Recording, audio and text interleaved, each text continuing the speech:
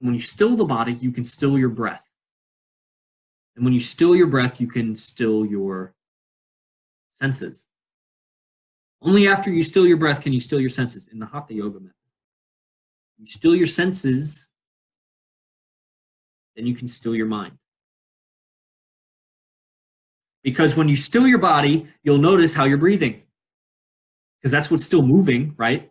You stop moving, your breath is still moving, okay? So first you still your body, but try to sit still without stretching first.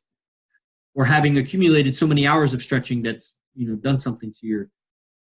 after 7 years, I've been practicing over 7 years now. I've totally changed all the tissues in my body. Transformed.